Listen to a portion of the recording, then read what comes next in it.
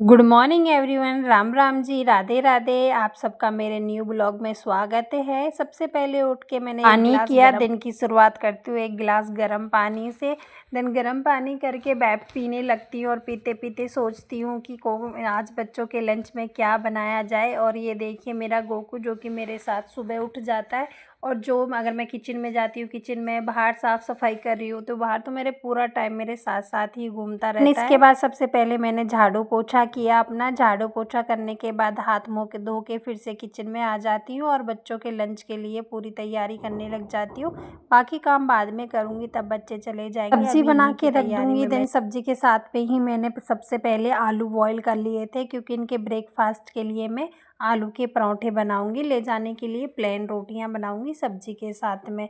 कभी पराठे भी रख देती हूँ, कभी प्लेन रोटी ब्रेकफास्ट में खिला देती हूँ। देन साथ ही साथ मैंने आटा भी गूँथ लिया था। तो अभी बच्चे सो रखे हैं और गर्म पानी मैंने लगा रखा है। जब सुबह थोड़ा जल्दी उठ जाती हूँ तो मेरा काम थोड़ा जल्दी से हो जाता है, आसानी थोड़ी हो जाती है। लेकिन अब आगे आगे सर्दियाँ हो रही हैं तो मुझे भी मैं फिर भी कोशिश करके अपने टाइम पे उठ जाती हूँ, क्योंकि दोनों बच्चे मेरे अभी छोटे हैं तो इसलिए मुझे ही इन्हें तैयार करना पड़ता है। तो सबसे पहले मैं इनके टिफ़िन की पूरी तैयारी कर देती हूँ, पैक करके रख दूँगी। एंड साथ ही साथ इनका मैं टाइम देखती हूँ तो टाइम 6:38 हो जाता है, तो मैं दोनों बच्चों को जगाने के लिए चली जाती हूँ। सबसे पहले आरवी को उठा के उसको नहला धुला के रेडी कर देती हूँ। मैं उसके बाल सुलझाती हूँ। मेरी बेटी के बाल थोड़ा परेशान करते हैं सुलझने में, क्योंकि उलझते हेयर बहुत ज़्यादा कर्ली हैं। अब तो थोड़ा सीधे सीधे होने लगे हैं, क्योंकि थोड़ा लंबे हो गए हैं। इस वजह से ये सुबह उठते के साथ ही खेलने में लग गई है। मेरी बेटी का क्राफ्ट बनाने में बहुत ज़्यादा ध्यान होता है। जैसे एक्स्ट्रा ऐसे बॉक्सेस वगैरह या कहीं से स्टिकर्स या कुछ भी निकल जाए उसका, वो ज़रूर कुछ ना कुछ DIY बना देती है। उसने बहुत सारी की चेन वगैरह भी बना रखे हैं। जैसे हमारे कपड़े वगैरह में न्यू कपड़े लाते हैं तो उनमें स्टिकर वगैरह निकलते हैं। कभी टाइम मिलेगा तो मैं आपको इसके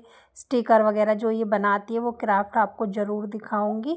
इसको बहुत इंटरेस्ट है, लीव्स तोड़ तोड़ के अच्छे से अपनी डायरी को डेकोरेट करती रहती है।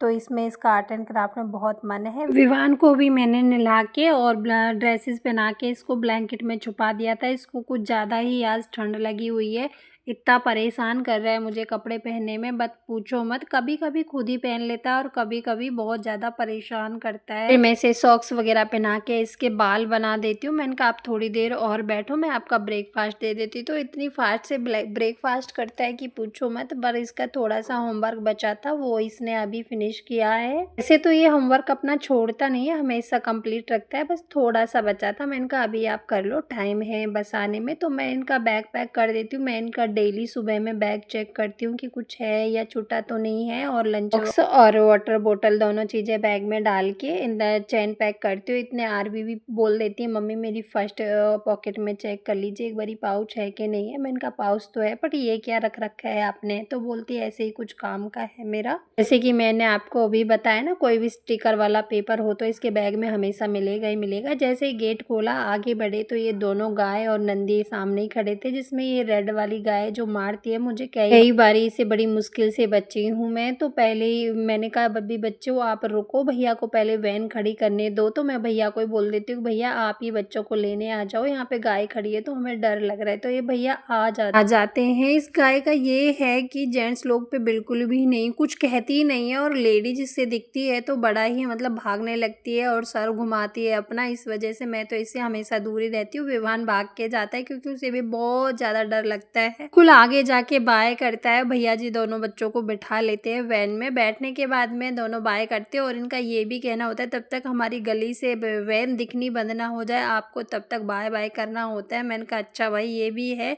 जिस दिन नहीं करती हूँ उस दिन बड़े ही नाराज़ हो जाते हैं। अब आप देखना तब तक ये मुड़ नहीं जाएंगे, मुझे तब तक ही इनको बाय बाय बोलना करना पड़ेगा, क्योंकि ये भी वैन में से बाय ही बोलते हुए जाते हैं, हाथ हिलाते हुए ही जाते हैं। देन इसके बाद में वापस अपने घर में आ जाती हूँ, और घर में आके अपना बेड वगैरह जो मेरा काम रह जाता है बेड वगैरह सेट करती हूँ। साफ़ सफाई तो मैंने सुबह में ही कर दी थी, ब्रश करते करते ही अपने लेके कपड़े नहा धो के आके फिर मैं अपनी पूजा पाठ में लग जाती हूँ भगवान की में। तो बच्चे चले जाते हैं फिर उसके बाद मैं आराम से भगवान की पूजा पाठ कर पाती हूँ तब तक।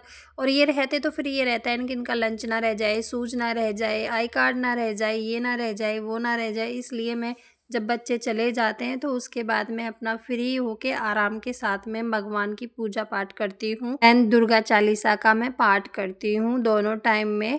दुर्गा चालीसा माता रानी को मैं बहुत ज़्यादा मानती हूँ, इसलिए मैं सुबह सुबह पूजा पाठ करके और दुर्गा मैया का ज़रूर से पाठ करती हूँ। अपनी पूजा ख़त्म करके ऊपर भी जल वल दे के आती हूँ भोलेनाथ को और प्रार्थना करती हूँ। देन इससे अपने किचन में आ जाती हूँ और अब इनकी बारी आ जाती है, तो सबसे पहले मैं इनका टिफ़िन पैक कर देती हूँ। सब्जी और रोटियाँ तो मैं बच्चों के साथ में ही बना देती हूँ, कई बारी बाद में भी बना लेती हूँ, जैसे मुझे टाइम लगता है उसके अकॉर्डिंग ही फिर मैं इनका टिफ़िन पैक कर देती हूँ।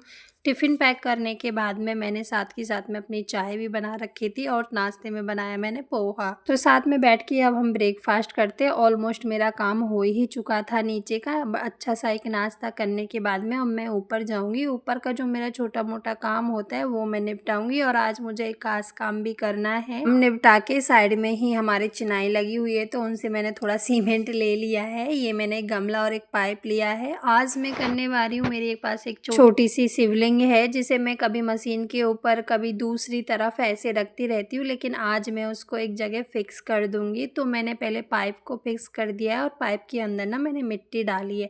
मिट्टी मैंने इसलिए डाली है, इसमें अभी नहीं थोड़े टाइम बाद एक होल करके पाइप के चारों तरफ, तो इसमें 9 o'clock वाले फ्लावर आते हैं वो या सदाबहार साइडों में मैं लगा दूंगी तो ज़्यादा अच्छा लगेगा। तो ऊपर मैंने सीमेंट करके इसको प्लान कर दिया और इस पर मैंने अपनी शिवलिंग विराजमान कर दी है। इसको मैं अच्छे से फिक्स कर दूंगी और चारों तरफ मैं इसके बाउंड्री बना दूंगी ताकि मुझे ना बार बार इधर उधर इसको करना नहीं पड़ेगा और ये एक जगह ही रखा रहेगा। थोड़ा ऊंचा भी रहेगा, मेरा गोकू है तो ये कई बार पेशाब वगैरह कर जाता है तो फिर अच्छा नहीं लगता। वैसे तो मैं साफ़ सफाई करती रहती हूँ। ये देखिए मेरी शिवलिंग इस तरीके से मैंने इसको फिक्स कर दिया है। फिर मैंने अपने हाथ साफ़ किए, थोड़ा काम था और निपटाया और फिर सारी फुलवाड़ी वगैरह में पानी वानी लगाया। मैं पानी रोज़ नहीं लगाती हूँ, दूसरे तीसरे दिन लगाती हूँ और यहीं पे शिवलिंग रखने के लिए एक जगह भी बना लूँगी, यहाँ पे शिवलिंग अच्छी रहेगी। तो मैंने प्लांट्स के बीच लिंग को उठा के रख दिया और यहाँ पे मैं बहुत ही अच्छे से भगवान की पूजा पाठ कर पाती हूँ और जल भी चढ़ा देती हूँ। देन पूजा पाठ भी कर लेती हूँ और जो भी मेरे इस छोटी सी